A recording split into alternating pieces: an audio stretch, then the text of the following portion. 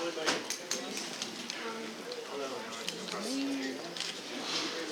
look familiar. Not on this race day. Good morning, everybody. I'm Jim Brumfield with Chevrolet Racing Communications. As you probably know, Chevrolet has a long history at this track. It dates back to 1911 when a gentleman named Louis Chevrolet raced in the first 500-mile race here. Chevrolet also has a long tradition of pacing races here, 26 times dating back to 1948. The Corvette Z06, which will be the pace car for this year's race, is the 13th Corvette to pace the field here. It's more than up to the task. Its LT4 supercharged 6.2-liter V8 engine produces 650 horsepower. Our pace car driver, too, is more than up to the task.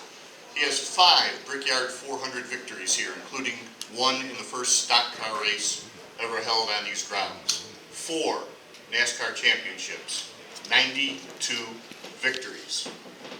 Jeff Gordon.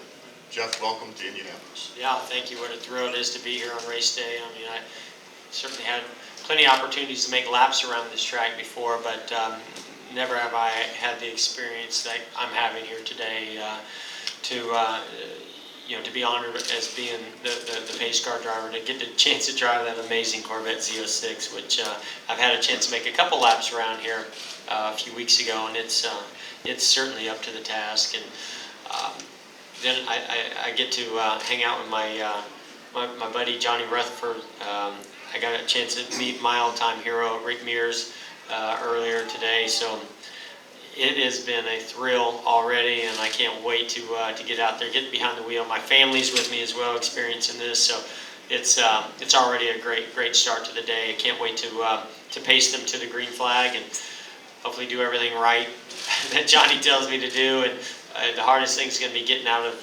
the driver's seat of that car. It's such a great car. I want to take it home with me, and it's going to be hard to leave the Indy 500, but certainly have a lot to do in Charlotte this evening as well. I guess a good place to start would be at the very beginning. What was your reaction when you first heard that you had this opportunity? Yeah, my stepdad called me, John Bickford, who handles a lot of my business affairs, and he said, "I hope you're sitting down. I've got one that's pretty big for you." And I said, "Oh, what's that?" And he said, "Well, I got a call from Chevrolet in Indianapolis, and they want you to drive the pace car for the Indy 500." And I was floored. I didn't believe it. I was like, me, and I knowing this race, its history, as a kid growing up watching this race and remembering, seeing that pace car pace the field, and knowing there was always somebody very special behind the wheel. I never pictured myself as being one of those individuals. So immediately after that, my thought went to, how do I make this happen? How do we make sure that this happens? And luckily, with a lot of hard work and cooperation from our sponsors and Rick Hendrick and everybody, we were able to make it work. And I'm so glad I did. I would not have wanted to miss this for anything. I've got one more question, then we'll open it up to the floor. In your career, you have almost 80 poles, which means you've started a lot of races directly behind the pace car driver. What have you learned being on that side of the pace car driver that you're going to try to apply today? Yeah, and being on the front row that many times, I've seen some bad pace car drivers. so I want to make sure I'm certainly not one of those. I think the biggest thing for me is stock cars have a certain pace and a certain type of transmission that we're able to run about any speed fairly easily, slower speeds. These cars, from what I understand, are not quite like that. They're more temperamental when it comes to their clutch and their transmission in pace laps. So, for me, the biggest thing is going to be making sure that I get them up to speed properly, keep them at that speed, maintain that speed, and then accelerate at the right time to make sure I build enough of a gap as they come around turn 4, but not too much where I'm still in the photo when they go by. All right, questions for Jeff Gordon. We've got a microphone. Please state your name and your affiliation. Wolfgang? Jeff, two questions for you. Wolfgang Munzer from the Ranchport Press Agency. Sitting now in the pace car, did you have a talk with the front row drivers? What's important for them? What you have to do in the pace car during the pace lap? And question number two, how you beat this logistical challenge to go from here to Charlotte in time?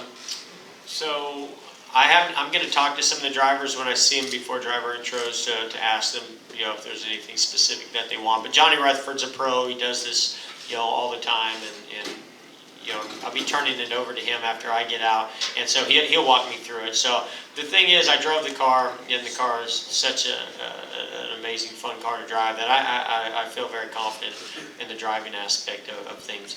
And I'm pretty good at following the rules most of the time. As far as getting back to Charlotte, we've seen guys compete in this race and still make it to Charlotte. Now, you give up your starting position, which I certainly didn't want to do. So I'll probably watch, a couple laps. Like I mentioned, I have my wife and kids here. I want to see how fast these cars go through the corner, which I think is very cool. I actually took my son to Pocono a couple years ago, so and he got to see some Indy cars at the hotel when we checked in. So he's all excited about that. So I want them to be able to at least see a few laps. Unfortunately, we can't stay any longer. We'll just head straight to the airport, take off, and I'll make it plenty of time to make the drivers' meeting. Dave? Dave Collin, Milwaukee Journal-Sentinel. Jeff, how have you gotten this far in your career and not met Rick Mears before? No, I've met Rick. Oh, okay. No, I met him, but I got to hang out with him on race day at Indy 500. I think that's a little cooler than just meeting him. Every bit as cool as he seems to the rest of us. Oh my gosh. What I love, there's nothing better than when you look at somebody through a TV or from reading about them, and you decide that they're going to be your hero, and then when you meet them, they live up to those expectations and even exceed them, and Rick is one of those kind of guys. Bruce? Jeff, I know that you've said as a boy growing up in Pittsburgh, your dream was to start the Indianapolis 500. In some ways, do you feel that this is starting the Indianapolis 500? I guess in a way, yes. In some ways, it's even greater. To be honored as the pace car driver. It's just kind of blowing me away right now that this whole experience is happening. This whole year has just been incredible. From the fan interaction, racetracks, this phone call, and this moment, this is a very, very special year.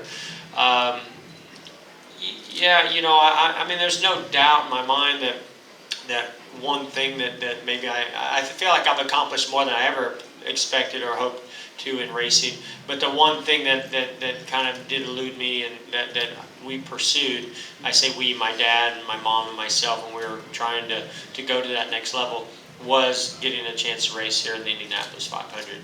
I've said this many times, and I still believe it. Winning the inaugural Brickyard 400 to me fulfilled that dream, and now I've had a chance to win it 4 more times. This is a special place to me. I love getting a chance to race here. But would I have liked to at least run one Indy 500 and know what it was like? Sure, I would have. It won't be happening, but I would have liked to have known what that was like. But as far as just being honored to a whole nother level, this today is it. Why can't you do it next year? Because I'll be in the Fox booth next year. Oh yeah. Over here to the right. That's I'm so glad that deal worked out because I wouldn't have a better excuse for you. Jeff, George Montgomery, Fox Sports Radio. You've talked about, of course, you're not going to be driving next year full time, but have you picked the races you might drive part time, and would Indianapolis be one of them? Yeah, the way I set that up is because I've known too many drivers that I respect and have raced with that said, okay, I'm retiring, I'm stepping away, and then they come back, and then I'm not quite ready, I want to run a few more races. That's why I didn't say this is my final year of ever competing for a single event. But it really truly is. It really is. And as I get further into the year, as things start to come together, I don't see myself doing any races. If I do a race, maybe a Martinsville or a short track.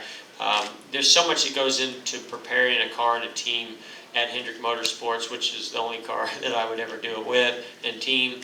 And I just don't, that would take away from their performance. Why would I really be doing it? I'll be in the booth. You know, I'm going to fulfill my desire to be a part of the sport by being in the booth. And I can, you know, go do some racing with my kids, hopefully, and some other ways. So I don't plan on doing any races. I have no set plans to do any after Homestead. Go over here. Yeah, Tim May, Columbus Dispatch. Jeff, have you ever been, I'm trying to remember, have you ever actually driven an Indy car in any kind of form or fashion? And number two, what intrigues you about an Indy car?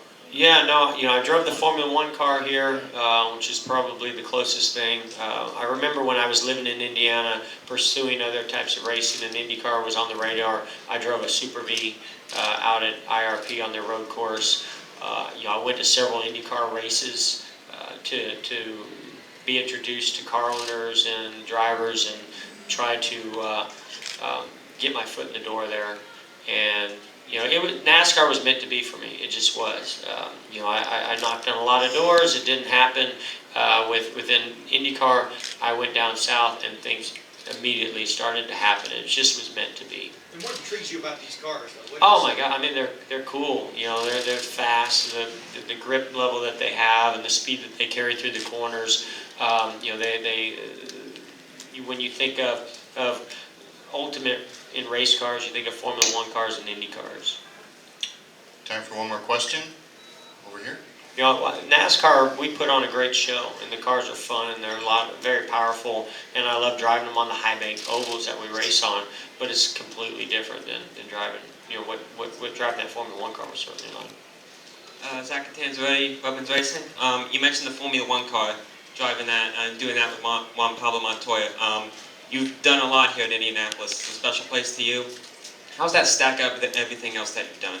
Driving that car, going that fast? Yeah, I think as far as the experience of just driving a car and I don't even know if I can really put it in perspective. You know, I drive race cars all the time, but it's more for the competition. It's not for the thrill of what the car can do and the speed and the grip level. That day I drove that Formula One car, that's what it was all about, and I got to feel the ultimate in what a car is capable of doing, which blew my mind. I didn't think a car was capable of doing what that car did, you know, because I'd never driven anything like it that slowed down that fast, accelerated that fast, stuck in the corners like that gave you the feedback in the wheel that car gave.